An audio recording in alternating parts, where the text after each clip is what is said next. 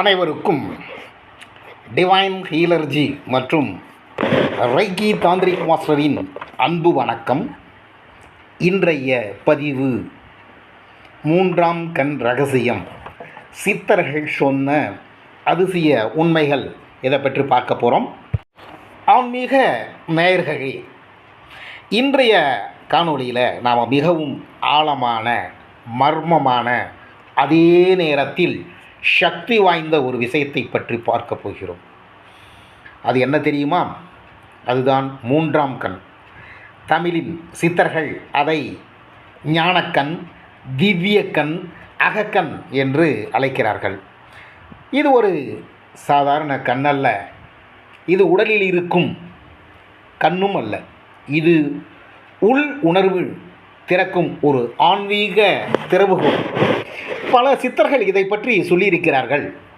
இந்த மூன்றாம் கண் திறந்தால் மனிதனின் இன்ட்யூஷன் என்று சொல்லக்கூடிய உள் உணர்வு அதிகரிக்கும், எதிர்கால உணர்வுகள் வரும், தியான ஆழங்கள் அதிகரிக்கும், மனம் சாதாரண நீரோடை போல அமைதியாக இருக்கும், பிரபஞ்ச சக்தியை நிலம், நீர், நெருப்பு, காற்று ஆகிய பஞ்சபூதத்தினுடைய சக்திகளை நம்மால் முழுமையாக பூரணமாக உணர முடியும். ஆன்மீக முன்னேற்றம் வேகமாக நடக்கும் என்று சித்தர்கள் கூறுகிறார்கள். இன்று இந்த காணொளியில் மூன்றாம் கண் என்றால் என்ன, அது எங்கே இருக்கிறது, சித்தர்கள் இதை பற்றி என்ன சொல்லுகிறார்கள் என்பதை பற்றி பார்க்கலாம். மூன்றாம் கண் திறப்பதற்கான அடிப்படை வழிகள் என்ன, அதில் உள்ள அபாயங்கள் என்ன, இதை பற்றி பார்க்கலாம். மூன்றாம் கண் என்பது நெற்றியின் நடுப்பகுதியில் உள்ள ஆக்ஞா சக்கரத்துடன் மிகவும் நெருங்கிய தொடர்பு கொண்டது. யோகத்தில் இதை ஆக்ஞா சக்கரம், ஞானவாசல், சிவனின் கண், அகக்கண், லடாட பூட்டு அப்படின்னு சொல்லுவாங்க. இது திறக்கும்போது ஆழ்ந்த உள்ளுணர்வு, தியானத்திறன், பிரபஞ்ச அலைகள், சக்தி உணர்வு, கனவுகளின் தெளிவு இவையெல்லாம் அதிகரிக்கலாம். சிவபெருமானின் நெற்றிக்கண் பற்றிய ஒரு அற்புதமும் இந்த ஞானக்கண்ணில் தான் இருக்கிறது. சித்தப்புருஷர்களில் திருமூலர் மிகவும் பிரசித்தி பெற்றவர். திருமூலர் தனது திருமந்திரத்தில் உள்ளம் பெருங்கோயில், ஊனடம்பு ஆலயம், வள்ளல் பிறாருக்கு வாய் கோபுர வாசல், தள்ளத் தெளிந்தார்க்க ஜீவன் சிவலிங்கம், கள்ளப்புலன் அனைத்தும் காலா மணி விளக்கே அப்படின்னு சொல்கிறாரு. உடலே கோயில், அதில் இருக்கக்கூடிய ஒளியே உணர வேண்டும் அப்படின்னு தான் அதை சொல்கிறார். உள்ளே இருக்கும் ஒளியை உணர்ந்தால் இறை உணர்வு கிடைக்கும். திருமூலனுடைய கருத்துப்படி மூச்சை கட்டுப்படுத்துதல், தியானம் செய்தல், மன ஒருமைப்பாட்டிற்கு இவை மிக அவசியம். நெற்றி பொட்டு இடம் மிகவும் சக்தி வாய்ந்தது என்று அவர் கூறுகிறார். போகர் என்ற 18 சித்தர்களில் மிகவும் பிரசித்தி பெற்ற அவர். இவர் ரசவாத குண்டலினி ஞானத்தின் வல்லவர். இவரின் கருத்துப்படி மனித உடலில் மறைந்த சக்தி மையங்கள் இது அப்படின்றாரு. தியானத்தின் மூலம் அவை செயல்படுத்த முடியும். மூன்றாம் கண் திறந்தால் உள்ளுணர்வு அதிகரிக்கும்.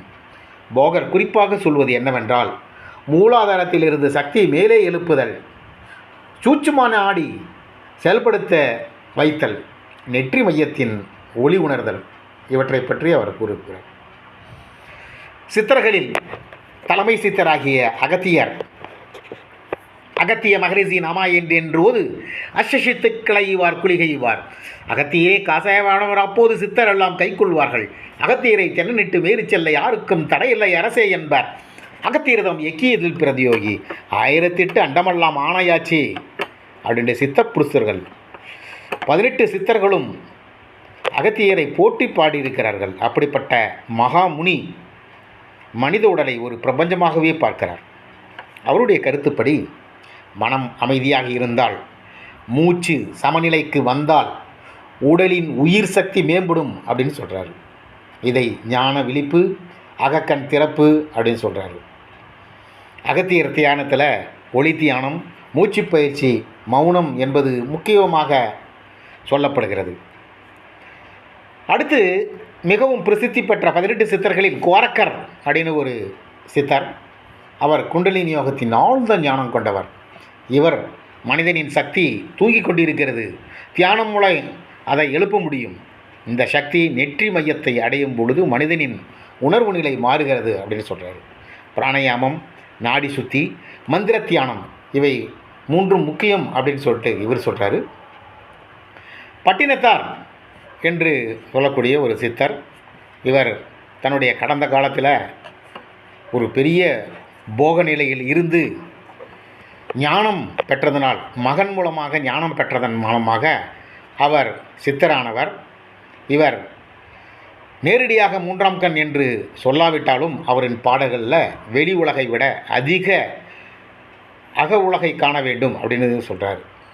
உண்மையே உள்ளே தேடுங்கள் அப்படின்னு சொல்கிறார். காதற்ற ஊசியும் வாழாது காணின் கடைவிலைக்கே அப்படின்னு சொல்லிட்டு சொல்கிறார். அதாவது காது இல்லாத ஊசியை நாம் தைக்கிறதுக்கு யூஸ் ஆகாது அப்படின்னு சொல்லிட்டு தூக்கி எறிவோம். இந்த காதற்ற ஊசி கூட நம்முடைய இறுதி காலத்தில் நமக்கு பயன்படாது அப்படின்னு சொல்லிட்டு சொல்லி முடிக்கிறாரு. உள்ளே இருக்கும் இறையை காணாதவன் வெளியே தேடி அலைந்து என்ன பிரயோஜனம் அப்படின்றாரு.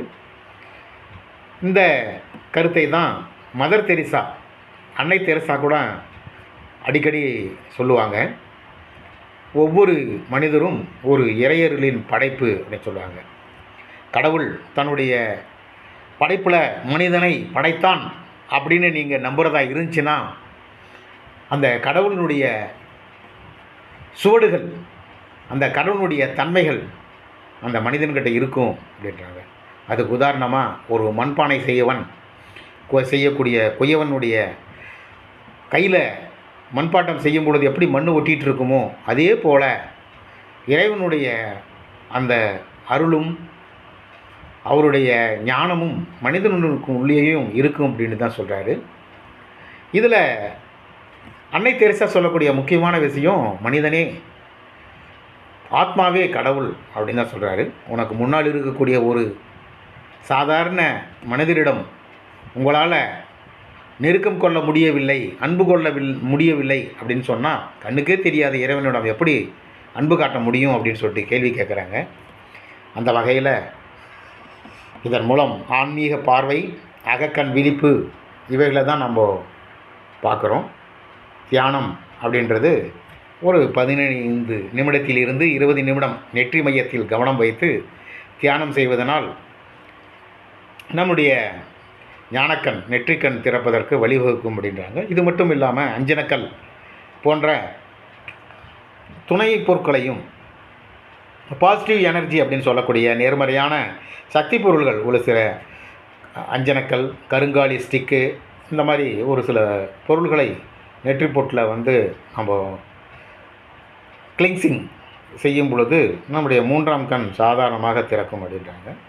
3ஆம் கண் திறக்கும் பொழுது ஒரு 6ஆம் அறிவு கொண்ட மனித நிலையிலிருந்து ஒரு 7ஆம் அறிவு கொண்ட மனிதனுடைய நிலைக்கு நம்முடைய உள்ளம், உடல் மாற்றம் அடைகிறது.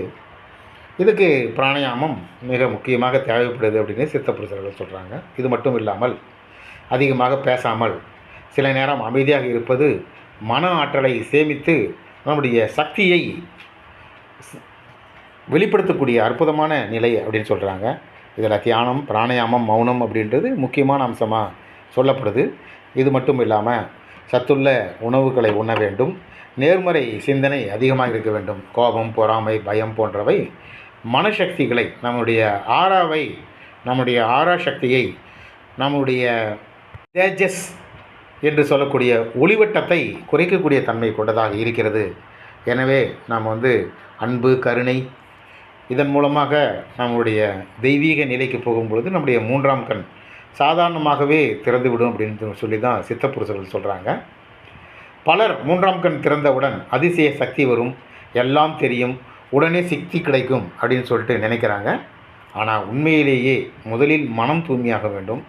ஆன்மீக வளர்ச்சி என்பது மெதுவான ஒரு பயணம்தான். அதனால் பொறுமை, ஒழுக்கம், சரியான வழிகாட்டுதல் அப்படின்னு இருந்துச்சுன்னா நம்முடைய 3ஆம் கண் திறப்பதில் எந்த ஒரு சந்தேகமும் இல்லை. 3ஆம் கண் என்பது வெறும் கற்பனை அல்ல, அது ஒரு மனிதனின் உள்ளுணர்வு மற்றும் ஆன்மீக வளர்ச்சிக்கான ஒரு அடையாளம். திருமூலர், போகர், அகத்தியர், கோரக்கர், பட்டினத்தார் போன்ற சித்தர்கள் அனைவருமே சித்தி பெற்ற மிகவும் பிரசித்தி பெற்ற சித்த புருஷர்கள். உள்ளே இருக்கும் ஒளியை உணருங்கள் என்பதை இவர்கள் உணர்த்துகிறார்கள். உண்மையான மூன்றாம் கண் திறப்பு என்பது அமைதியான மனம், தெளிவான சிந்தனை, உயர்ந்த உணர்வு, இறை உணர்வு இவற்றின் மூலம் நிகழும் அப்படின்னு சொல்லி இந்த பதிவை நாம் நிறைவு செய்கிறோம். இந்த பதிவு பிடித்திருந்தால் சப்ஸ்கிரைப் மற்றும் ஷேர் செய்யவும். நன்றி, வணக்கம்.